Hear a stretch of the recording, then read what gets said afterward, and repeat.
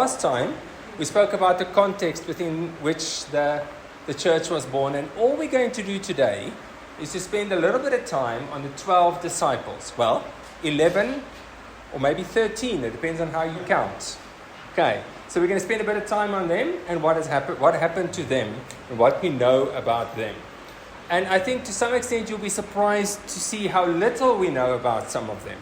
We think we know. I'm an apologist. I spend quite a bit of time defending the gospel.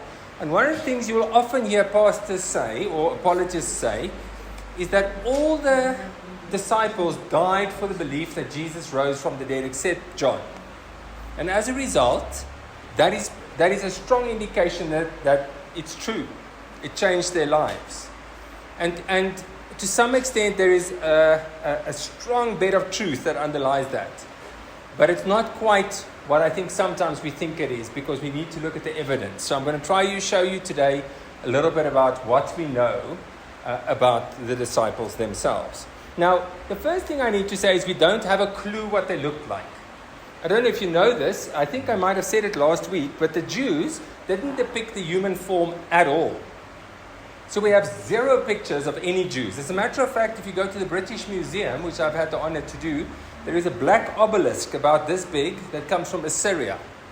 And there is a picture of a person bowing before the Assyrian king. And on the obelisk it says he is a Hapiru. And I think it's a Hebrew. It's the only depiction of an ancient Hebrew in existence that we know of this Hapiru bowing before the Assyrian king. Because we don't have a clue. So when we look at pictures like this one, or if I give you a slightly bigger version, it's not great in terms of focus. We get depictions of the 12 disciples. And this is at the Last Supper. You can't read all of their names, but I will give you the names in slightly bigger form in a minute. So don't worry too much about it. If I were to ask you today, one of the things, could you name all 12? Who thinks they could name all 12? It's quite difficult. Now, here we are talking of the 12 closest followers of Jesus. The 12 people that God used to start the church. And we often don't even know their names. We don't know who they were. I suspect we'll get to heaven one day and a person will come up to you and say, "Hi, I'm Bartholomew." "Hi, Bartholomew, nice to meet you. I'm Andre. How are you doing, man? What are you doing here? How's heaven? Are you enjoying it?" And it might be one of those 12. And you won't even know it. And I think that says something about the way that God wants to grow his church. I don't think that's as bad as it sounds, maybe, at the first take. So, I think it's important for us to distinguish between the disciples before the resurrection of Jesus and thereafter. These disciples of Jesus would have spent between 1.5 and 3 years with him. Some of them were called earlier, some were called later. So, Jesus' ministry on earth was 3 years long, as far as we can see. And these disciples would have spent between 1.5 and 3 years with him. They wouldn't have known him necessarily, although some of them were family members of his, so they would have known him in the broader family context, but they wouldn't have known him as a rabbi, except for those 1.5 to 3 years that they spent with him. And it's also important to say that all of the disciples, without exception, were not the best students. There we know you're doing well academically. We heard this morning in church. That's great. But these guys were not the best of students. These 12 that he called, how do we know that? At that point, all Jewish boys would have had to learn Torah before they turned 12 to Bar Mitzvah, right? They would have learned Torah. And the best of those little school boys would have been called to become followers of the rabbi who taught them. The rabbi would say to them, "Follow me." And they would now know they've been selected as one of the better students, and they would follow the rabbi. If you were not selected by your rabbi, you would go into your father's business. You had no other choice. There was no career counseling. Your father was a fisherman. You shall be a fisherman. Your father was working in woodwork. You would work in woodwork. That's what you would do. Now, as far as we know, not one of Jesus' 12 disciples were called by another rabbi, except if you're going to count John the Baptist as a rabbi, which he wasn't officially. Okay, so hello, you guys are welcome. Just let's give them a moment to get a seat or two. We also know, while we're just taking those chairs across, that they were older than 12. And the reason we know that is because that's when you would become a grown-up. My daughter is 11 and a half. I can't imagine being an adult at 12. But basically, that's what would have happened to them. And some of them could have been as young as 15, 16, or 17. I think our image of the disciples are these bearded men, these old bearded men.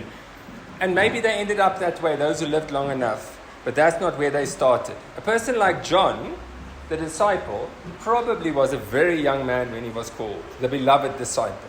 We don't know how young, but he could have been 15, 16. It's quite possible. Especially if we see when he died. Because he only died in about, I think, 98 after Christ. And that meant he had to be very young when Jesus had called him originally. It's also important to say that they were relatively dull. They weren't the cleverest bunch that you've ever met. When Jesus ministers, we often find his disciples not understanding at all what he's saying. As a matter of fact, they were some of the slowest students, even in Jesus' domain. They really didn't catch on very quickly, and they often struggled to understand what Jesus meant, because they were not learned men. They were actually quite simple. And it's also important to say that they were not particularly brave. Every time trouble came, they were quite quick to run away, at least most of them. When Jesus was arrested, one of them ran so quickly that somebody grabbed his cloak, and all you saw was, we don't know what you saw, but you saw a naked person heading off into the night from behind. You can imagine yourself what that meant. They all ran away, and none of them stuck to his side, as in saying, we are his disciples. In that sense, they were not the bravest bunch you had ever met. And then lastly, as we go through the 12, you will see that they were an interesting mix of people. They were not the obvious ones to be chosen. I would call them, as someone else had called them, the march of the unqualified.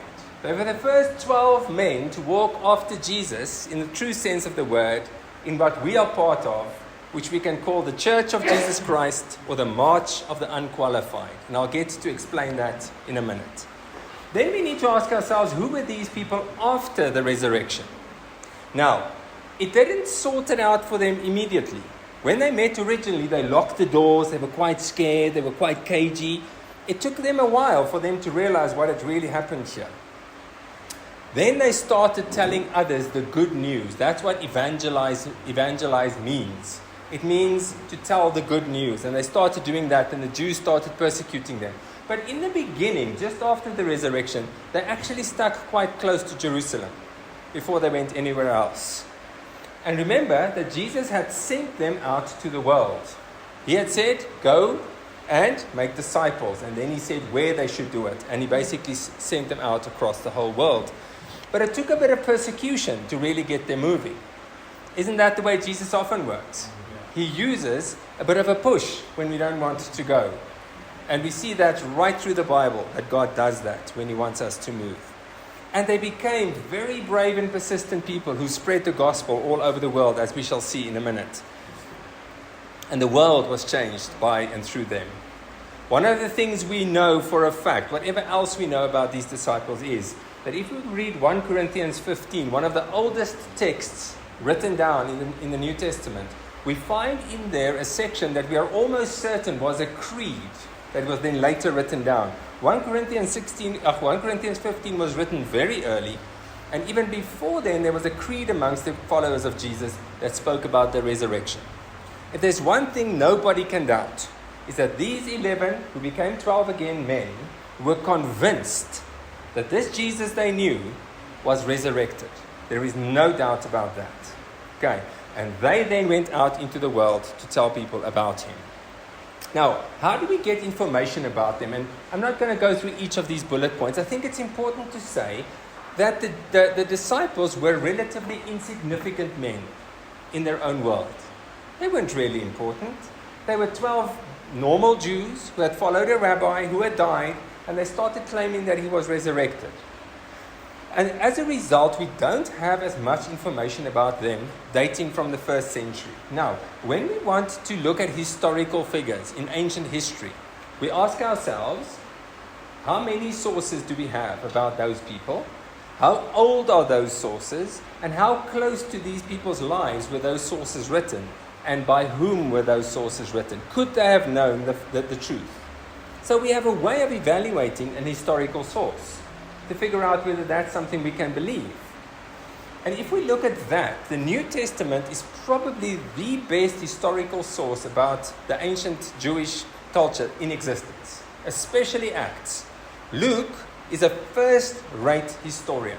He writes history better than anybody in his time. He actually writes it in a way that some modern historians write it. It's an exceptional bit of history.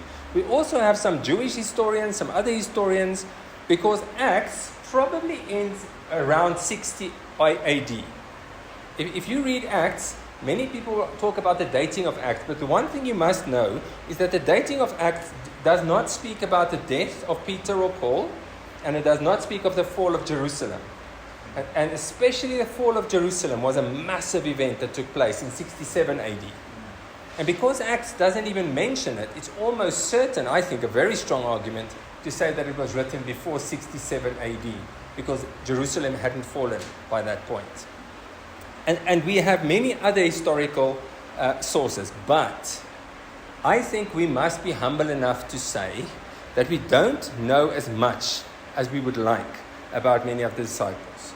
As a matter of fact, about many of them, we know their name and a little bit else, but very little else. And the reason for that is, I think, is because this is Jesus' story. Even from day one, even with those 12 followers, it was his story right from the beginning. And they played a role in that, but it wasn't their story ever. Josh McDowell is an apologist who's done amazing work. And his son, Sean McDowell, is now working at Biola University as a professor in Christian apologetics. I'm going to give you a link to a video that he made at the end of this presentation.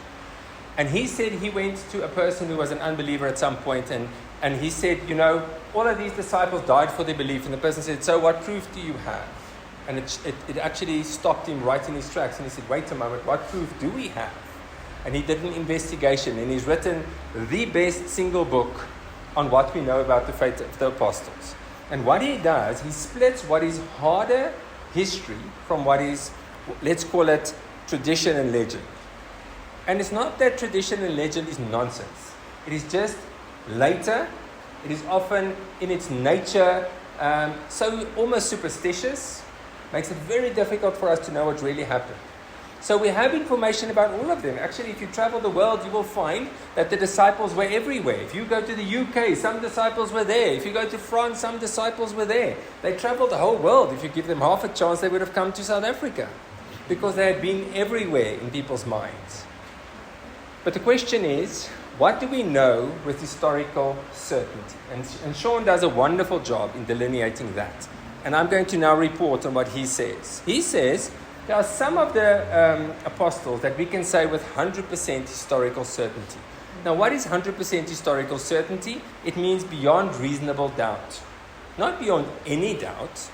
When we look at something historically, we can only know certainty, anything with certainty beyond reasonable doubt. You can still doubt it, but the question is, are you reasonable in that doubt? And he identifies 3 of the disciples that we can say with almost 100% certainty what happened to them. Okay, so let's see who they were.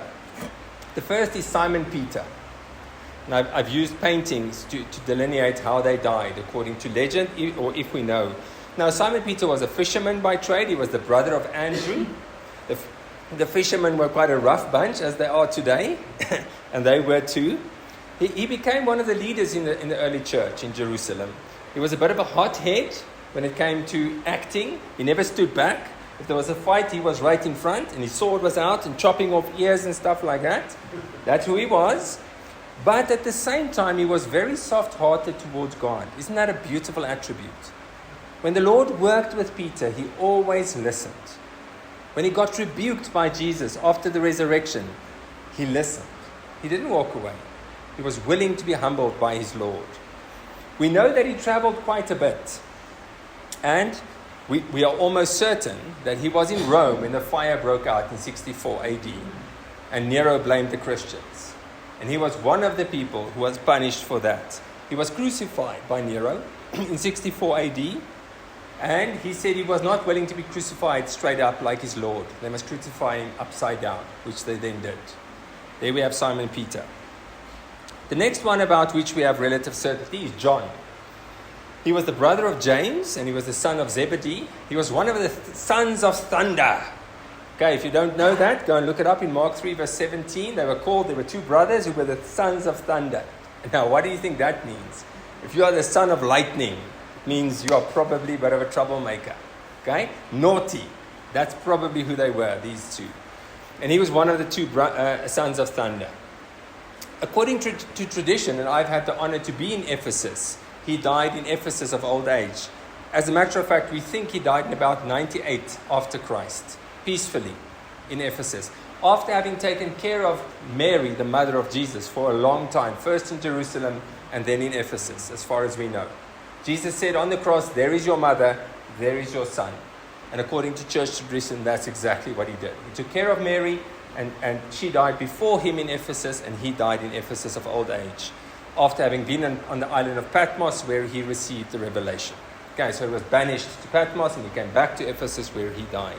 Two of his disciples, or two of his followers, were people we will meet again in this course.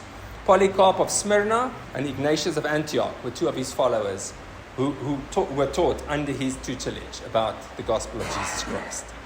About John, we are very certain. We've got very strong evidence from many sources very close to the time. Thirdly, James, the son of Zebedee. This is John's brother, the other son of thunder.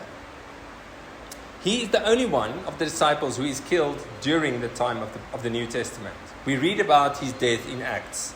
Herod arrested some of the Christians. In Acts 12 verse 2 we read that he was killed by Herod there in Jerusalem. He was likely beheaded.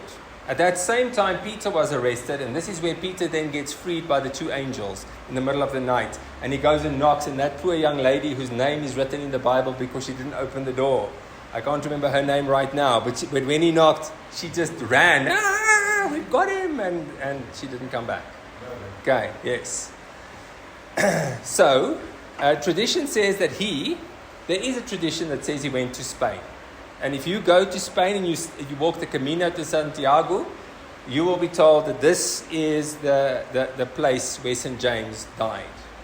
But we actually have a report of his death already in Acts. It is not impossible that between those 2 points that he went to Spain, but it's highly unlikely that he went.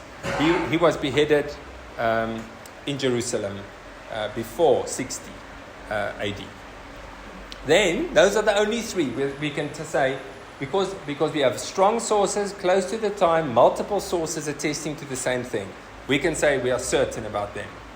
Then at least there are two of them about which we can be 50% certain. Not really 50%, right? It just means we've got relatively good, consistent sources. We can say with relative strength that we know what happened to these two disciples. So that'll give us 5, about whom, actually 6, because Judas Iscariot has been excluded, right? We know what happened to Judas Iscariot with 100% certainty. Okay?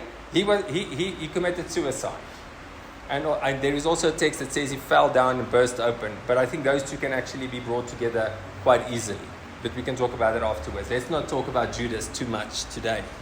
So let's see who we can know with 50% certainty. What happened to them after the New Testament. The first one is Thomas.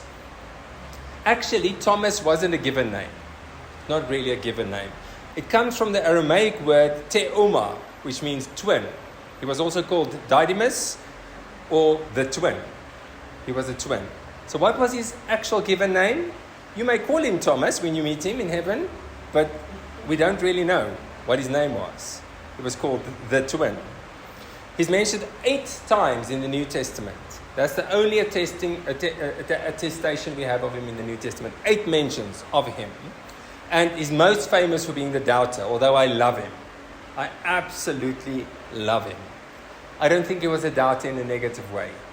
He did not want to be fooled.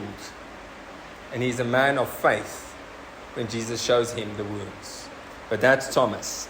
Church tradition is very consistent about Thomas. As a matter of fact, we probably know the day that he died, which was the 3rd of July in 72 AD. He went to India. I traveled to UKZN once, and the person who picked me up at the airport was a person from Indian descent. And as we were driving towards UKZN, I heard praise and worship music. And I said, wow, that's interesting. I know there are many Christians amongst the Indian community. And the guy and his wife both had immigrated from India to work in South Africa at UKZN. And they were both from traditional Christian families that go back 2,000 years.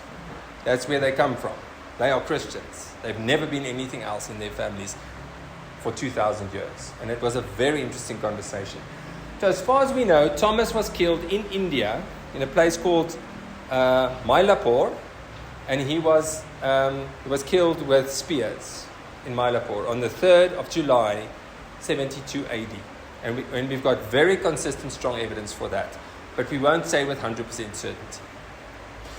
Another person about whom we are relatively certain is Simon Peter's brother Andrew. He was the first disciple who was called by Jesus, and he was actually first a disciple of John the Baptist. If you go and look in John 1:35 to 40, he's one of the people who comes to Jesus and talks to him from John's disciples, and then he starts following Jesus. Now, Eusebius, who was in the ancient church probably the biggest historian, says that he went to Scythia, which is Belarus. As he left Jerusalem, he went that way into the Caucasus regions, and he brought the gospel there. And tradition claims that he was crucified in the Greek city Patras in around 60 AD. And importantly, that's why I put it in red, he was bound to a cross, to an X-shaped cross, known as the St. Andrew's cross. Why did they bind him, not nail him? Because it took longer to die. I hope you know that you actually suffocate on a cross. That's how you die. But if they then hit you and put nails in you, you die more quickly because of the shock that it produces. They tied him to a cross, an X-shaped cross, and that's how he died. In an apocryphal work called The Acts of Andrew, we don't know if it's true, he actually preached that entire time. Now, if that is true, they were probably very sorry that they bound him and didn't nail him to the cross, because they had to listen to 3 days of preaching.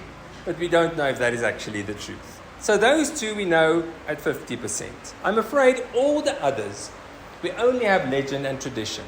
And almost certainly there is some truth in there, but we don't know how to uncover it. And we should hold what we know about them quite lightly, because we have so little certainty.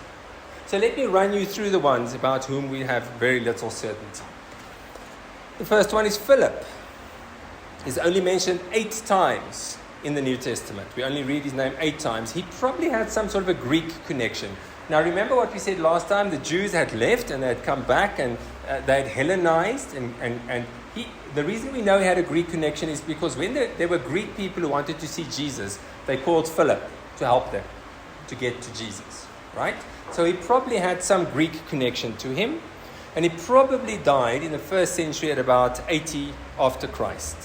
But in the early church historians, there is massive confusion because there were a few Philips, and those early historians got very confused about which Philip was which one. Because there was also a Philip the evangelist, and they often get the two confused.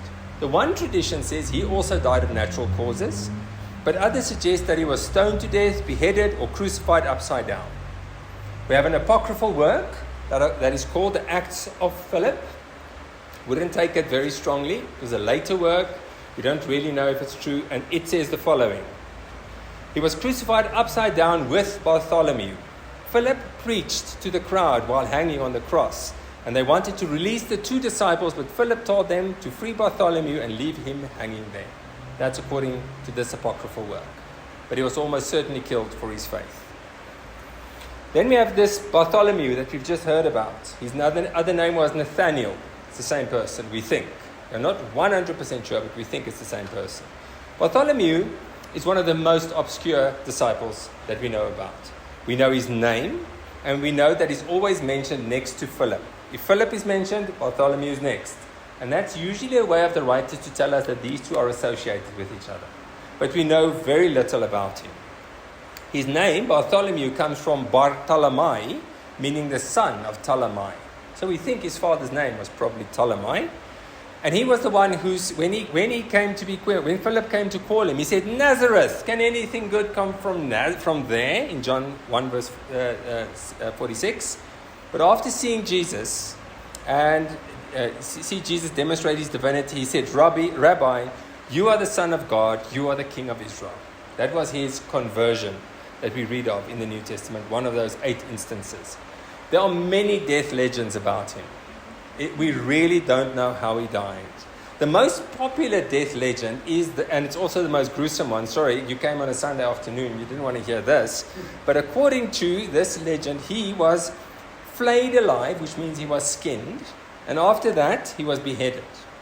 But there are also legends that say that he was beaten and crucified upside down, crucified and taken down before he died, and then flayed and beheaded, or just beheaded. All of those are legends that you will find, depending on where you go and who you ask. But the fact is, we don't know. It's quite likely that he was martyred for his faith. But how that happened, we really don't know with any level of certainty. Then we have James, son of Alphaeus. This is the second James. The first one was James the Greater. Greater could mean older. It could also mean taller. We're not sure what it means. This is short James or young James. We're not sure which one it is. James the Lesser, the other James. It was a very, very common name. And that also means there is some confusion about the different Jameses that flowed out of the New Testament. We're not 100% sure. There is a tradition that says that James, the son of Alphaeus, was crucified in Egypt, where he was preaching. It's quite possible that he went there. But there is another one that says that he was actually stoned to death in Jerusalem. Once again, we think it's quite likely that he died for his faith, but we don't quite know exactly what happened to him. Then we have Matthew, or Levi, as he was called. Now, Levi was a tax collector. He was, according to the Jews, the worst of sinners. You couldn't be worse than that. Remember what we learned last time. He was working for Rome. He was stealing from the Jews. He was probably dishonest. And Jesus goes and calls this one. And by including Matthew as one of his disciples, Jesus is showing us that nobody in society is considered irredeemable. Jesus can redeem anybody. Nobody is excluded from God's table if they want to come. Even a tax collector would be welcome. Traditions disagree on how and where Matthew died, but it could have been that he was beheaded, stoned, burnt, or stabbed. Those are all traditions that you will find, and we don't know which one is the truth. But once again, very likely that he was martyred for his faith in the resurrection. Then Thaddeus, or Jude. Now, once again, there are a few Judes. One of Jesus' brothers is also called Jude. So Jude, the apostle, is also known Jude of James, Judas of James, Thaddeus, Judas, Thaddeus, and Labius. Those are all names that are used for him in different texts. He had all of these different names used for him. We think the person who wrote the book of Jude is probably the brother of James rather than the brother of Jesus.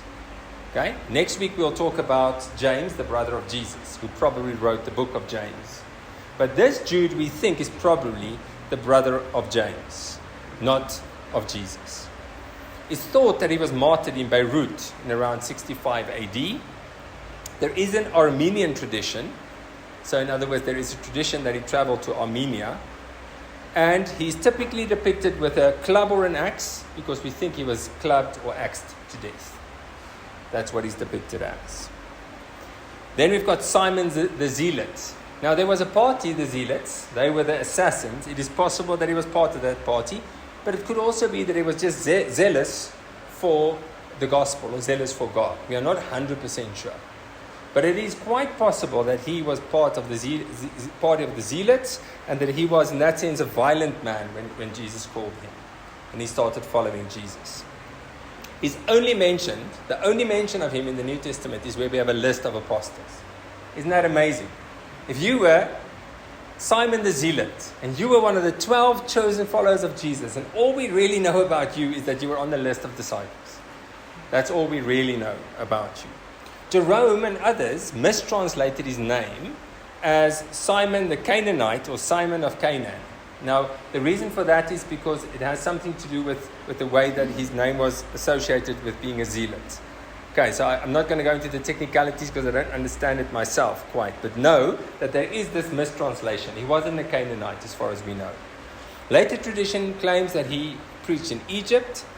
And then there are some very old traditions. 5th century, for example, Moses of Turin wrote that Simon was martyred in the kingdom of Iberia. That's Portugal or Spain. But that was written in the 5th century. The Golden Legend, which is once again an old legendary account of what happened to the disciples, says he was martyred in Persia in 65 AD. The Ethiopian Christians believe that he was crucified in Samaria. And then there's another account that says he was crucified in 61 AD in the United Kingdom, in Britain. In the 16th century, 16th century, Justus Lipsius claimed he was sawn in half. But then we have no evidence for that. We don't know that. But he was almost certainly also martyred for his faith.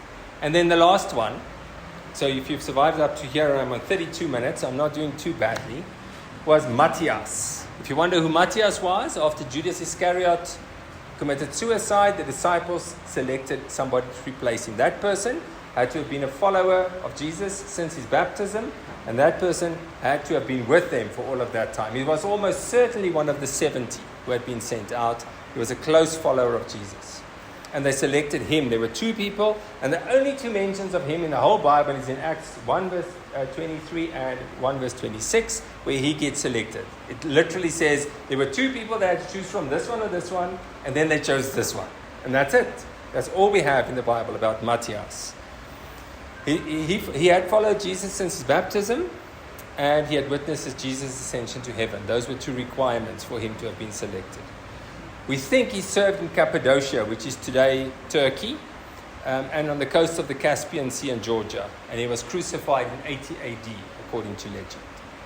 There you have the 12 disciples. So let me just end off. I'm almost done. I've got 2 slides, and the last one is just giving you some interesting things that you can look at. My brothers and sisters, these are our brothers who went before us. They were the ones who had seen Jesus. They were the ones who had walked with him. But they were also the ones who were willing to offer up their lives for him when they were asked to do so. They stood in front of kings. They stood in front of, in some of these legends, man-eating people. And they brought the gospel of Jesus Christ. These slightly fearful people, these people who were not the cleverest in their class, were used by God to spread the gospel of Jesus Christ in such a way that it has never died away since then. As we shall see over the next few weeks, from the beginning, God made it multicultural. From the beginning, God wanted the gospel to be spread to all peoples, and they were instrumental in that.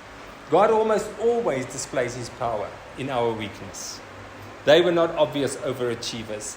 They were a mixed lot of people, and they were part of a broader group of 70 who had followed Jesus. But the fact is, anyone can be used by Jesus to change the world, as these 12 men had been used to change the world. And the history of the church is the history of Jesus in the world, and us as the march of the unqualified who are asked to get in line and follow him. And as Janku said this morning, may we bring our gifts to the church of Jesus Christ, to his body here, and may we point to the cross as these men had done. And may we then stand in awe to see what Jesus will do through what we can give him. And in the end, may our names be forgotten as long as Jesus' name gets remembered. These men are not worried at all that today we know so little about them, because we stand here in South Africa 2,000 years later talking about their Lord, Jesus Christ. That would make them so excited. It does. Not would. It does make them so excited, because they are pointing at this Jesus wherever they go. We can know that it's almost certain that the disciples were willing to die for their faith in the resurrection. These same people who ran away when he was arrested were willing to die, every single one of them, because they sincerely believed that he did not stay dead. He was resurrected, and they saw and met him again. And next week, we'll talk about a person who was his brother and a person who was the best of all the Jews who came to believe the same thing. And that will be next week. Here are 3 resources you can look at. This is a talk by Sean McDowell. After he'd done the research, he goes to an apologetics conference called the Defend Conference in 2017, and he does an hour and 15-minute talk on the fate of the disciples. I got a lot of what I said today from him and from some of the books, but it's a really good talk. Sean is a fantastic communicator. I strongly recommend that you go and listen to him. The book was first given out as an academic book, and therefore it cost 2,000 Rand. I contacted his organization, and they said now it's going to come out as a popular book, and I've asked them to make sure that it also comes to South Africa in the next few months. It's called The Fate of the Disciples, and it should cost about 400 Rand instead of 2,000, which I think will be much better. And this is a link to his book in Amazon.com in the US. It's literally coming out right now, and you'll see the price there if you want to see it. And then just a short summary, an overview of the Bible, the 12 apostles. Is a very short overview of the 12 apostles. I'm going to stop right there. Are there any questions? I probably won't be able to answer them. But these are the 12 that went after Jesus and before us. Nothing.